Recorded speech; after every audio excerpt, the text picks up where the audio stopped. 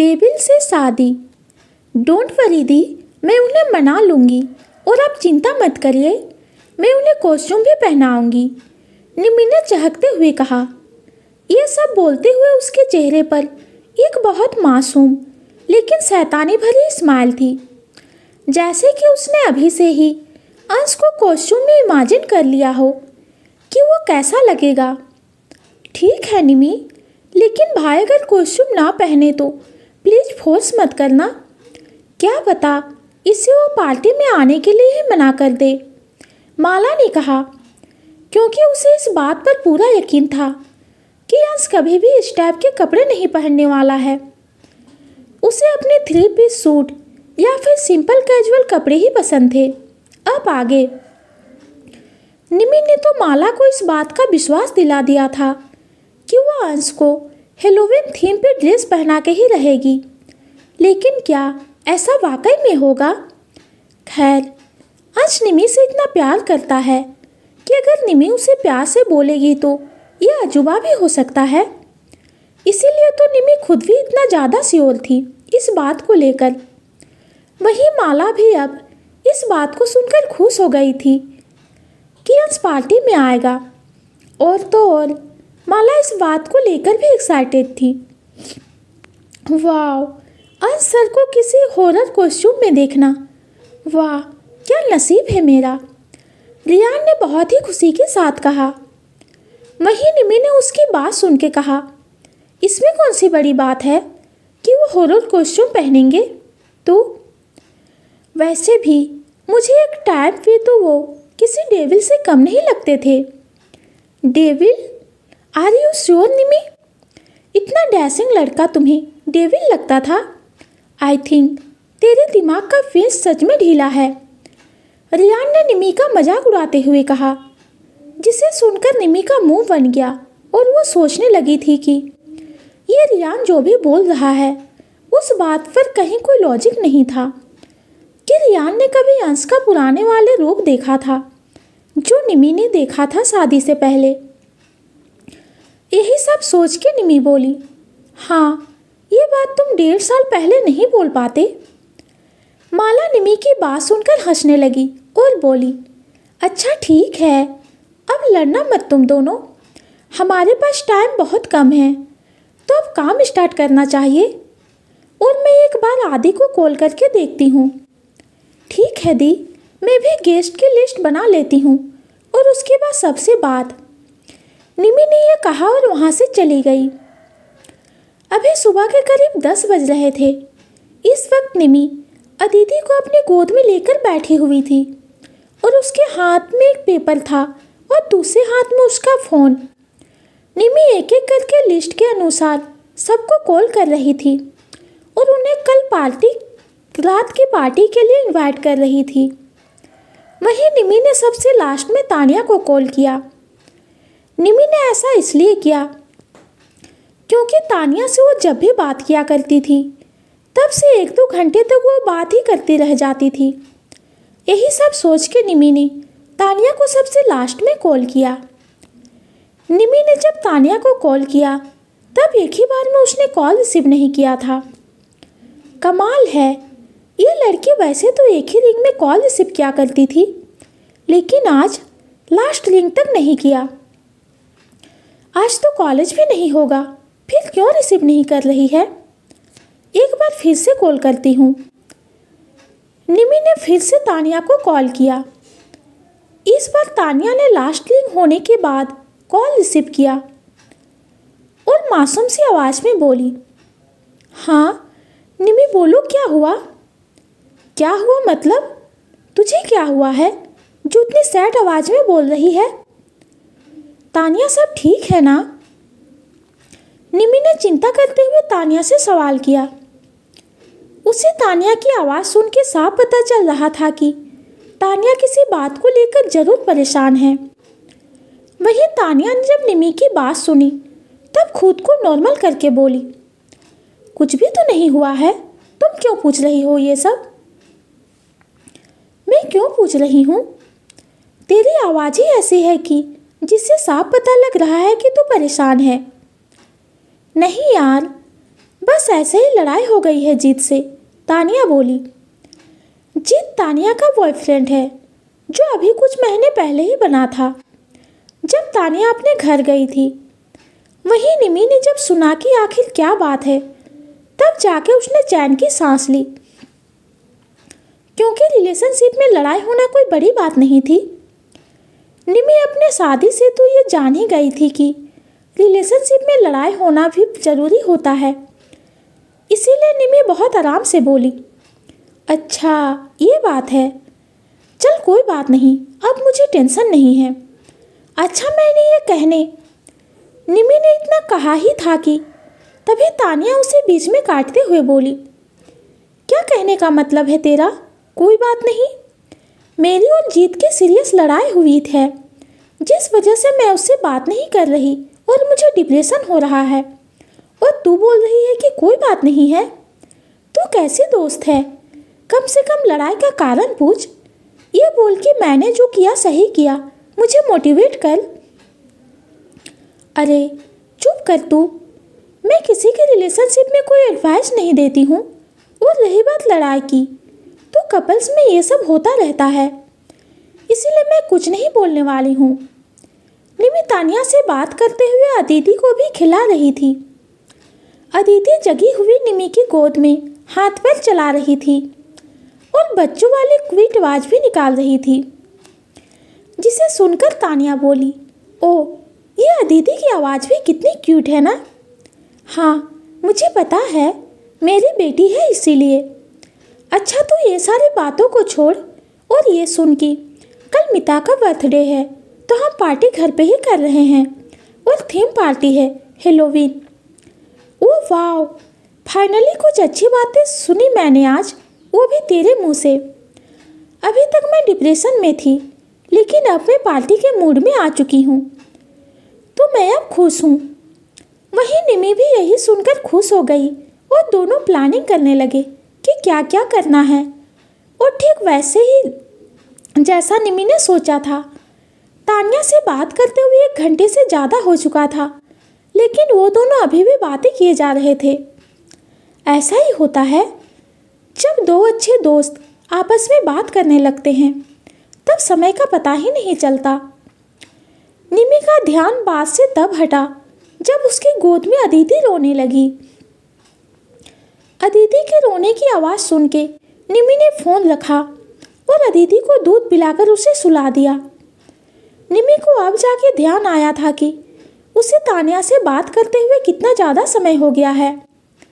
मुझे पता था कि इस तानिया की बच्ची से बात करना स्टार्ट करूँगी और इतना टाइम लग ही जाएगा, निमी ने खुद से कहा। उसके बाद अपने काम में लग गई। इधर मिता अपने रूम में बैठ के बहुत देर से आदि को कॉल करने की कोशिश कर रही थी, लेकिन सबकी तरह आदि मिता का भी कॉल रिसीव नहीं कर रहा था। ये आदि उस दिन से ही गायब है, जब से मैंने उसे वो मेल दिखाया था और उसके बारे में पता करने के लिए कहा था। मुझे पूरा यकीन है कि आदि को जरूर कुछ ना कुछ पता चला है। मिता यही सोच रही थी कि कहीं आदि को भी वो सच मालूम तो नहीं चल गया, जिस वजह से वो कहीं और चला गया और किसी से बात नहीं कर रहा है। मिता बस एक बार उससे बात करके उसके मन की बात को जानना चाहती थी।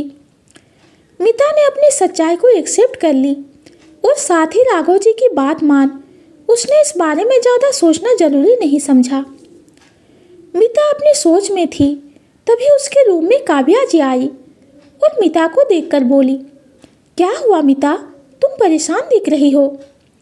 मॉम, आपकी बात आदि से हुई? हाँ बेटा, आदि से बात हुआ और वो कल तक आ जाएगा। उसका फ़ोन कहीं रह गया था, जिस वजह से वो किसी के भी कॉल को रिसीव नहीं कर रहा था। काव्या जी ने सारी बात बताई। जब मिता ने उनकी सारी बात सुनी, तब जाके उसे चैन आया कि वो बिल्कुल ठीक है। लेकिन इतना तो वो समझ गई थी कि आदि जरूर कुछ जान तो गया है। काव्या जी की अभी कुछ दिन पहले ही आदि से बात हुई थी और आदि ने ही उन्हें ये सारी बातें बताई थी। काव्या जी का मन एकदम शांत हो गया था। बात आदि से नहीं हो रही थी तब वो बहुत ज़्यादा परेशान हो गई थी, लेकिन अब सब ठीक है। अच्छा बेटा, मैं ये कहने आई थी, कल तुम्हारा बर्थडे है तो सुबह उठकर मंदिर चली जाना। वैसे आदि यहाँ नहीं है, वरना मैं उसे भी बोलती जाने के लिए। ठीक है मोम, मैं सुबह चली जाऊँगी। मीता की बात सुन के काव्या जी वहाँ से चली गई और यहाँ मीता ने जब से काव्या जी की बात सुनी उसे एक सुकून मिला कि अब कल आदि आ जाएगा तो उससे बात करके सब ठीक कर लेगी। मीता का मूड अब ठीक हो चुका था और अब वो रूम से निकलकर रियान के रूम में जाती है। रियान जब से यहाँ आया था तब से मीता कम से कम आधा दिन तो रियान के रूम में ही रहती थी, जिस वजह से रियान प्लानिंग भी नहीं कर पा रहा था। जब मीता रूम से चली जाती तब जल्दी से मैसेज करके माला दी और निमी को बुला लेता था। शाम का वक्त, निमी अपने हाथ में कॉफ़ी लेके और पेन अपने लिप्स के बीच में दबा के सोच रही थी कि तभी रूम का डोर खुला और अंश रूम में आया और ये नज़ारा देखा और सीधा निमी के पास जाके उसके कान के पास गया और बोला, इस पेन को क्यों अपने लिप्स के बीच में दबा रखा है? अंश की अचानक आवाज़ सुन के और वो भी इतनी पास की, निमी डर गई थी। निमी जैसे ही चिखी, अंश ने उसके लिप्स पे अपने लिप्स रख दिया और उसे किस करने लगा। निमी डरी हुई थी और इस अचानक हुए किस से निमी को रिएक्ट करने का मौका नहीं मिला। अंश ने निमी के कमर पकड़ के उसे अपने करीब करते हुए और पैशनेटली किस करना स्टार्ट किया। वहीं निमी भी इस एहसास में खोई जा रही थी और अंश की बाहों में पिघली जा रही थी। कुछ देर बाद अंश ने निमी के लिप्स को छोड़ा और कहा, अब यहाँ उस पेन को मत रखना। अंश, आपने उस पेन की वजह से मुझे किस किया? कभी कभी तो आप एकदम छिछोरे हरकत करते हो। मतलब ये कोई बात हुई कि एक पेन से जल के किस किया जा रहा है? निमी सब शिकायत किए जा रही थी, वहीं अंश के होठों पर सिर्फ हंसी थी। निमी कह तो रही थी कि अंश एक पेन की वजह से जला है, लेकिन असल में तो निमी को खुद इस बात से चिढ़ हो रही थी कि अंश उसे एक पेन की वजह से किस किया। वहीं निमी ने जब अंश के चेहरे पे हंसी देखी तो वो और ज़्यादा चिढ़ गई और बोली, अब इसमें हंसने वाली कौन सी बात है? कोई बात नहीं है, बस तुम्हारा ये क्यूट सा चेहरा जब गुस्से से लाल होता है तब और ज़्यादा क्यूट हो जाता है। अंश ने निमी के गाल पर किस करते हुए कहा तो निमी के चेहरे पर ना चाहते हुए भी हंसी आ जाती है और वो अंश के गले लग के कहती है, आपको फ्लर्ट करना बहुत अच्छे से आता है। निमी ने इतना बोला कि उसके दिमाग में ख्याल आया कि अभी ही अंश से पार्टी के बारे में बात कर लेनी चाहिए। अभी उसका मूड भी अच्छा है और रोमांटिक है, जिस वजह से निमी की बात को अंश थोड़ा कम आनाकानी किए मान जाए। अंश ने जब देखा कि निमी का ध्यान उस पर नहीं बल्कि किसी और ही बात पर है, तब वो बोला, क्या सोच रही हो? अंश, कल मीता का बर्थडे है और पार्टी घर में है, जैसा मैंने बताया था। हाँ, तो आप आ रहे हो ना पार्टी में? निमी ने हिम्मत करके अंश से यह सवाल किया। निमी ने अंश के सामने कॉन्फिडेंस से ये तो कह दिया था कि निमी ने माला के सामने कॉन्फिडेंस से ये तो कह दिया था कि अंश जरूर आएगा, वहीं थीम की तरह रेडी होके। लेकिन अब जब ये बात अंश से कह रही है तब निमी का सारा कॉन्फिडेंस से बैंड बज गई थी। वो अभी अपने मन में यही सोच रही थी कि काश इतनी बड़ी बड़ी बातें रियान और माला दी के सामने नहीं कहा होता, पर अब कुछ किया भी तो नहीं जा सकता। निमी ने खुद ही जोर शोर से इस बात का ऐलान उन दोनों के सामने किया था, तो अब उसे अंश को कैसे भी करके इस बात के लिए मनाना ही होगा, फिर चाहे उसे भूख अनशन पे ही क्यों ना बैठना पड़ेगा। लेकिन अपनी इज्जत को कम से कम रियान के सामने बचाने के लिए उसे ये भी करना ही होगा। निमी ने तो मन ही मन सभी इमोशनल मूवी के डायलॉग्स तक याद कर लिए जो अभी अंश के सामने बोलना है। ठीक है, मैं आ जाऊंगा, लेकिन कुछ देर के लिए। निमी जो अभी भी मन ही मन यही सोच रही थी कि क्या क्या किया जाए, तभी उसके छोटे कानों में अंश की धीमी लेकिन प्यार भरी आवाज़ आई। अब भला उसकी निमी ने कुछ कहा हो और वो भी इतने प्यार से, तब अंश कैसे मना करता। अंश के लिए निमी को मना करना बहुत मुश्किल काम हो जाता था और ये बात तो अंश अपने पिछले एक्सप्रेंस से जान चुका था। इसीलिए वह भी यह बात समझता था कि अगर उसने निमी को मना किया तो वो जरूर कुछ ऐसा करती जब अंश को मजबूरन उससे हाँ करना पड़ता। निमी बहुत खुश थी कि बिना कुछ किए अंश मान गया। अब निमी को कॉस्ट्यूम के लिए अंश को मनाना था, लेकिन उसने सोचा कि आज के लिए काफ़ी है और वो अंश से कॉस्ट्यूम के लिए बाद में बोलेगी। अभी सब कुछ करने के लिए बोल देगी तो क्या पता अभी अभी अंश जिस चीज़ के लिए मान गए हैं उसके लिए भी मना कर दे। यही सारी बातें सोचकर निमी अभी शांत रहने का फैसला करती है। वहीं अंश अब निमी से अलग होके चेंज करने के लिए वॉशरूम चला गया। कमाल है, आज इन्होंने अदिति के बारे में नहीं पूछा, वरना तो आते ही उसे ढूंढते थे। निमी ने ये कहा, फिर रूम से निकल के मीता के पास चली गई, क्योंकि मीता ही निमी को उसके पास से लेकर गई थी उसके साथ खेलने के लिए। निमी जब मीता के रूम में गई तब उसने देखा कि मीता अदिति को गोद में लेके स्टोरी सुना रही है। अदिति अभी बहुत छोटी थी, इस लिहाज से उसे स्टोरी का भी कहाँ समझ में आने वाला था, लेकिन फिर भी वो शांत थी। मीता ये क्या कर रही है? वो अभी 1 महीने की भी नहीं हुई है, उसे भला अभी ये स्टोरी कहाँ समझ में आएगी?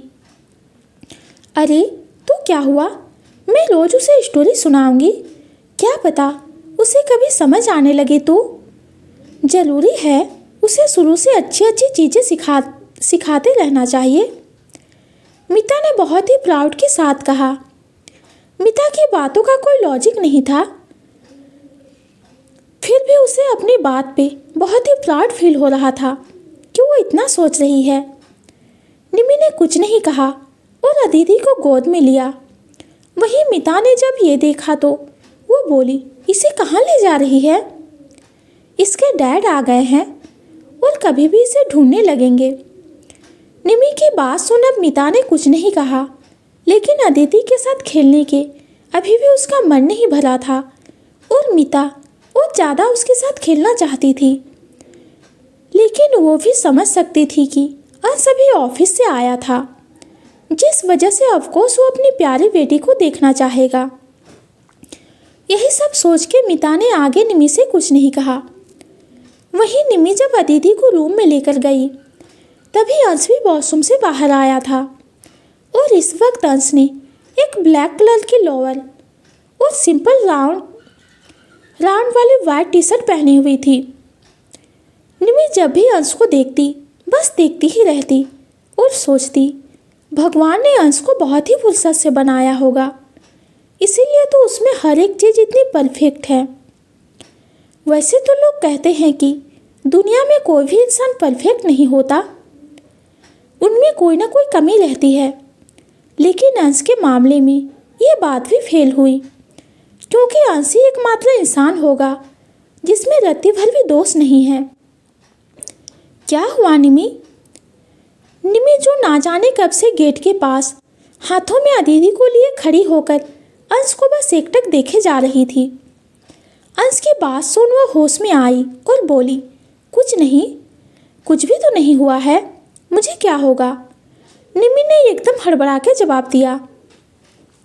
निमी की हरकत देख और उसके लड़खड़ाई आवाज़ सुन अंश समझ गया था कि उसे क्या हुआ है। वो यही सोचकर वो स्माइल करते हुए उसके पास आया और बोला, कोई बात नहीं, हो जाता है कभी कभी। ये बोल अंश ने अदिति को अपने हाथ में लिया और उसके साथ सोफे पर बैठ के उसके साथ खेलने लगा।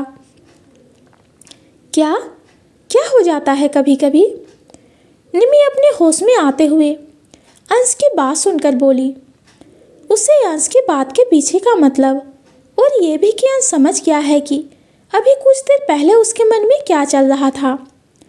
ये सोचकर निमी ने खुद पे गुस्सा किया। फिर अंश से सवाल, तुम वाकई में चाहती हो कि मैं ये बताऊं कि क्या हो जाता है? अंश ने चौंकने का नाटक करते हुए निमी से सवाल किया। वही निमी इस टॉपिक पे बात नहीं करना चाहती थी, जिस वजह से वह वहाँ से जल्दी से वॉशरूम में चली गई। अंश के चेहरे पर यह देख के स्माइल आ गई।